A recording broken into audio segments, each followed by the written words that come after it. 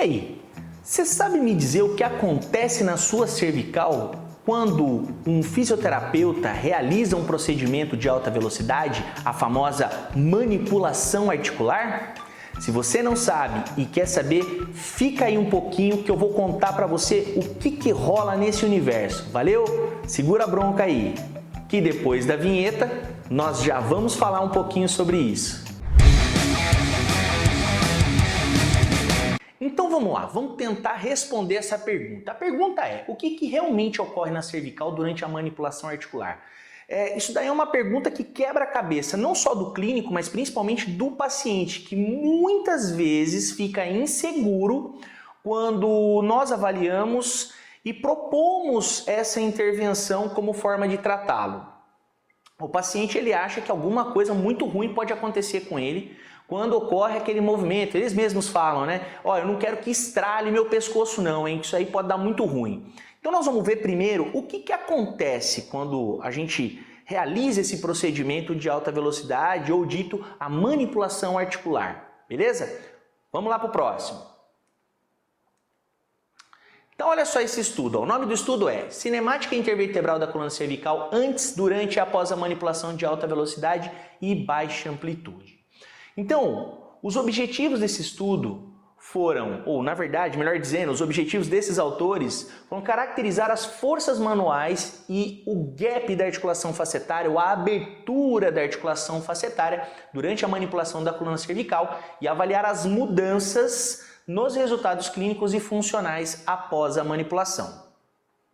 Então a hipótese era, se eu tenho alguma restrição de movimento acessório na coluna cervical, isso pode desencadear dor e, aplicando a técnica de alta velocidade e melhorando a ADM, a dor diminui e a função do paciente melhora. Mas os resultados desse estudo, ele vai um pouquinho além disso, né?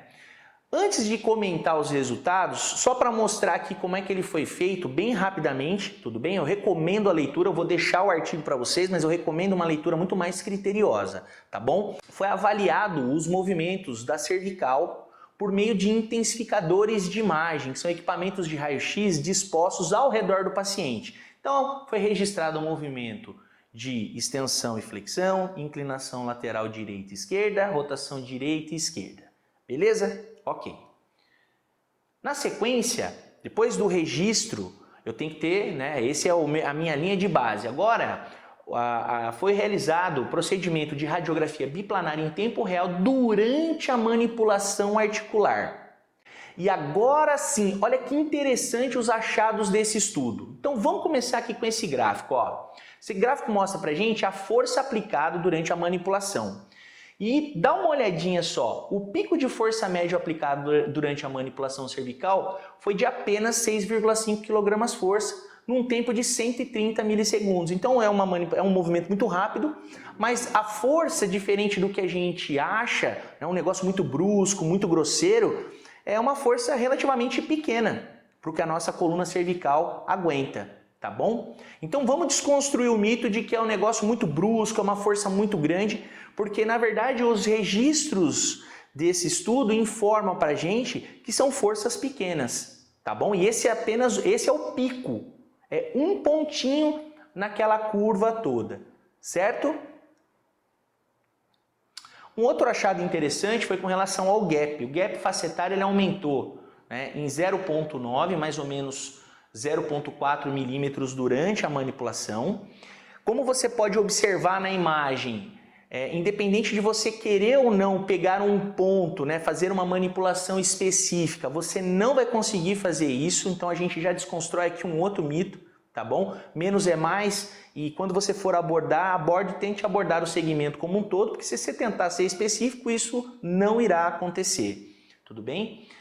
A taxa média de abertura facetária foi de 6,2, mais ou menos 3,9 milímetros por segundo.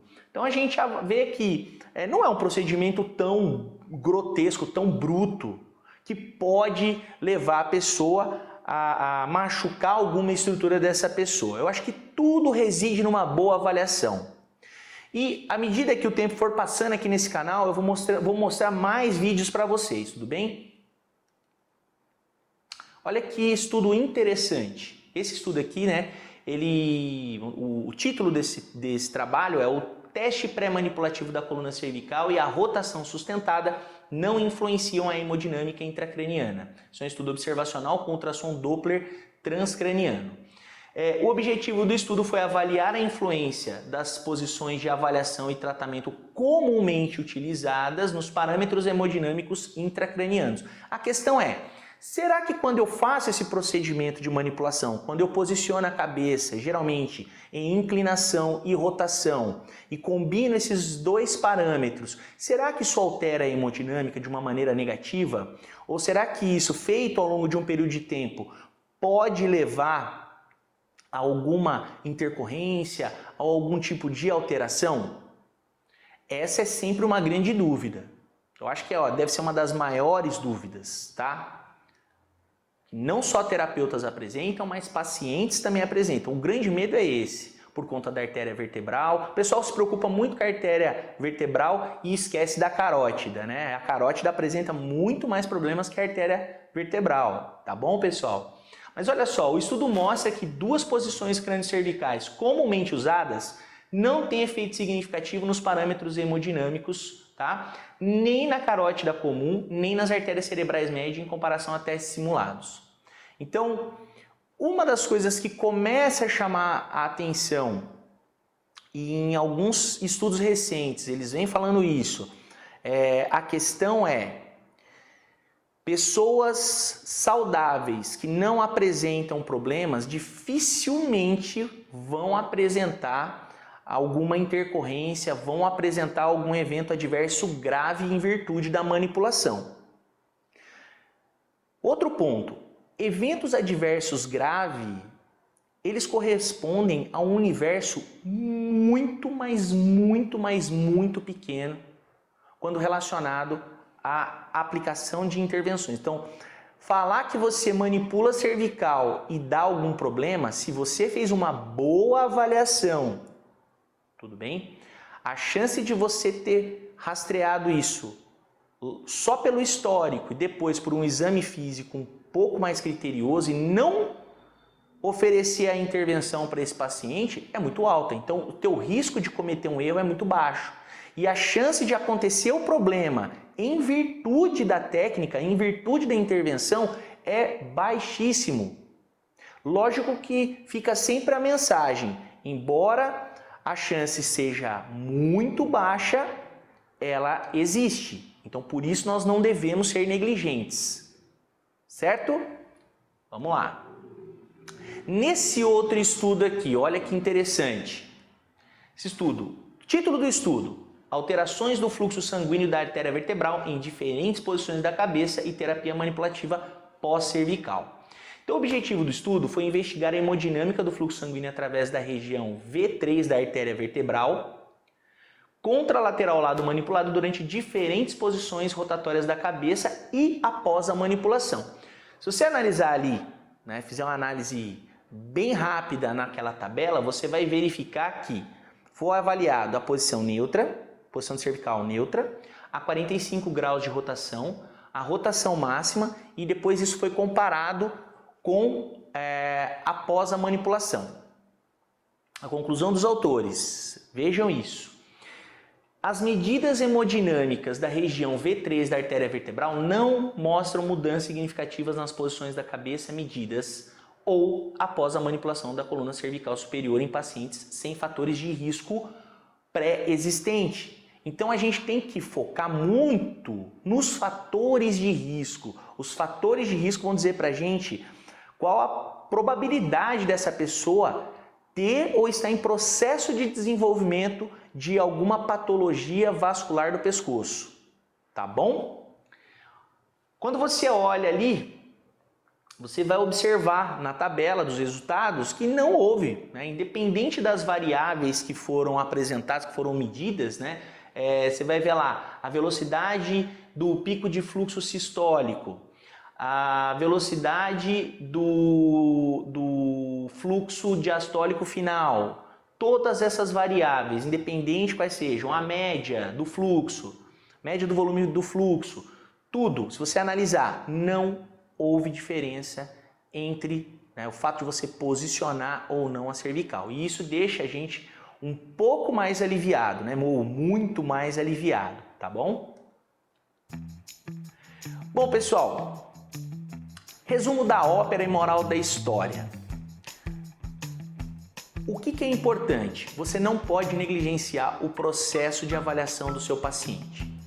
Uma boa coleta de história, então, uma boa coleta do histórico clínico do seu paciente, seja ele atual ou pregresso.